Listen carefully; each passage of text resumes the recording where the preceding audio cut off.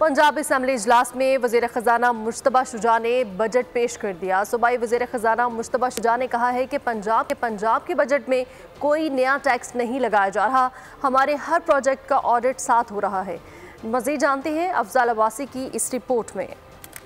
Punjab assembly का इजलास 2 घंटे 20 मिनट ताख़ीर से शुरू हुआ। इजलास में सूबाई वज़ीर ख़जाना मुश्तबा शुजा रहमान ने बजट पेश किया। असम्बली अहाते में गुफ्तगू करते हुए सूबाई वज़ीर ख़जाना मुश्तबा शुजा रहमान ने कहा, वज़ीर आला ने जो रोड मैप दिया उस पर काम होता नजर आएगा। अगले 3 माह में जो हमने अपनी गवर्नमेंट का जो चीफ मिनिस्टर साहिबा ने एक गवर्नमेंट का जो रोड मैप दिया था अपनी इनिशियल स्पीच में, और जो एक विजन दिया था चीफ मिनिस्टर साहिबा ने, वो आपको अगले तीन माह में उस पर काम होते हुए नजर आएंगे। सूबाई वजीर ताहिर खलील सिंधु ने कहा, पार्टी हिदायत पर सेनेट के कागजात जमा करवाए। आईनी तरीक़ेकार है, मुंतखब हुकूमत निगरान हुकूमत के अखराजात मंजूर करवाती है। ये मैडम चीफ मिनिस्टर का प्रेरोगेटिव है, और बाकी सारा जो भी तो बाकी मैंने तो ज़ाती तौर पे तो I was not the applicant, लेकिन मेरे सबका मैसेज है कि आप सेनेट के लिए कागजात जमा करवाएं।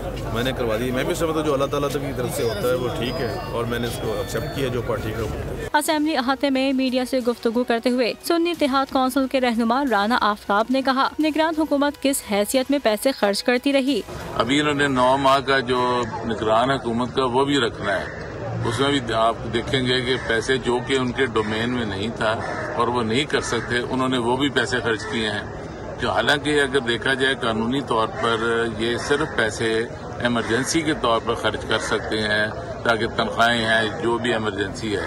रहनुमा तहरीक इंसाफ शौकत बसरा ने कहा, 24 सीटों वाला वजीर आजम और 36 सीटों वाला वजीर आला बनी है। जब तक हमारा मैंडेट वापस नहीं करते कोई मुज़ाकरात नहीं होंगे।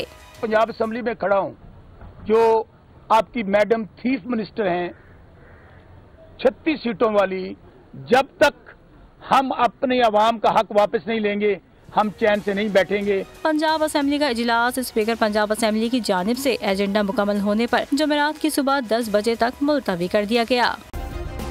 सब्सक्राइब करें और बेल दबाएं ताकि कोई खबर रह न जाए।